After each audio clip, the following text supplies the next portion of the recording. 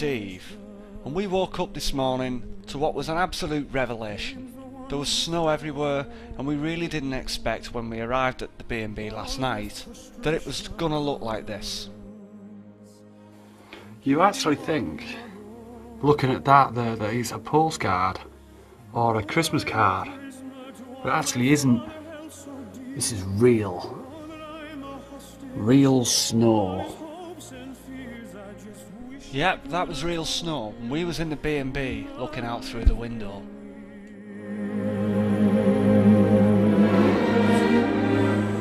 Em decided to stay in the B&B and keep warm, so I was going to walk down to the car. We were actually parked down the bottom because the car couldn't get up the hill with all the snow. So I was going to go down and see if I could scrape the ice off the car.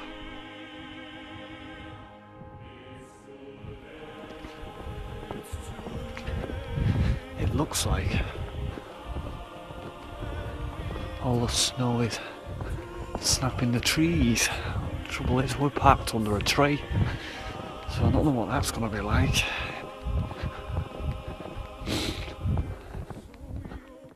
But walking down, I mean, we got some great photographs on the way down. In fact, we took a panoramic photograph, which you can see here, and it was absolutely stunning. We didn't even need a tripod. I just took it without the tripod, just holding it in my hand, and turned out really good.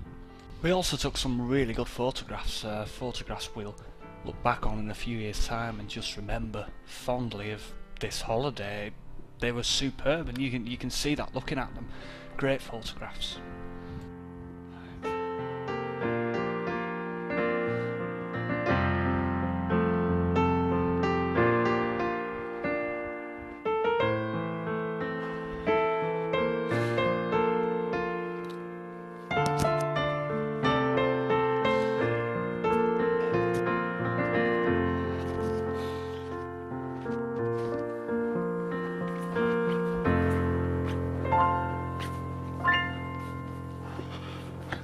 Here we are.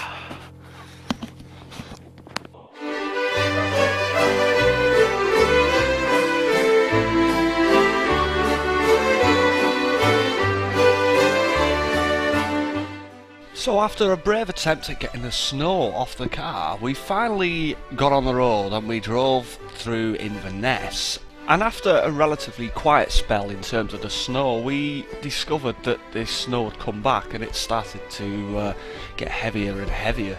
So we thought we'd turn round and drive on to Urquhart Castle.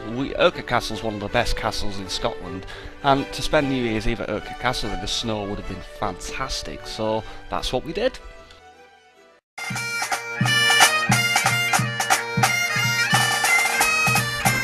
Where are we, Em?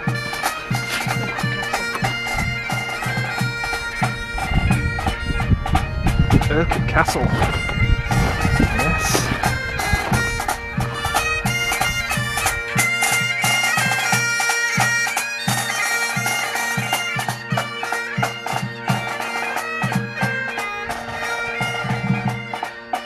Urquhart Castle is situated on the banks of Loch Ness and remains an impressive stronghold despite its ruinous state.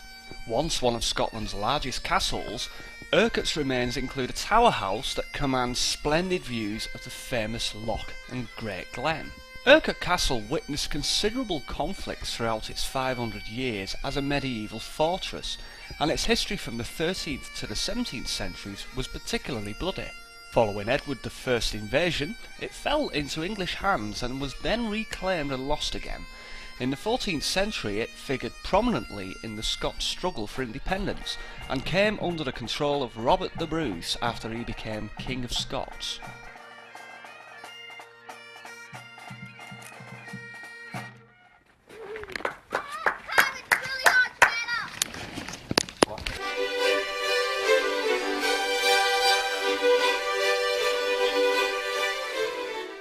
We left Urquhart Castle and headed north up to a small village of Beaulieu. Beaulieu is situated to the left of Inverness, more on the west side. Now in normal conditions, Getting to Beaulieu would be difficult enough because it's a single B road and it's going through quite a few hills, but we were driving through some pretty treacherous conditions. I mean, the snow was getting really bad as we climbed the hill, and we wasn't actually sure whether we was going to be able to make it to Beaulieu, but we decided to give it a good go anyway. The reaction from the Mary Queen of Scots to the grandeur of the scene when she stayed in Beaulieu in the 16th century was "C'est un Beaulieu," and forgiving my pronunciation as I'm not French, but that basically translates as "what a beautiful place."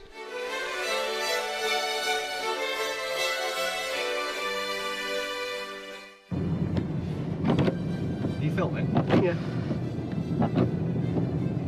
I've never seen anything like this ever. Wow, honestly. I mean, America, the snow was bad,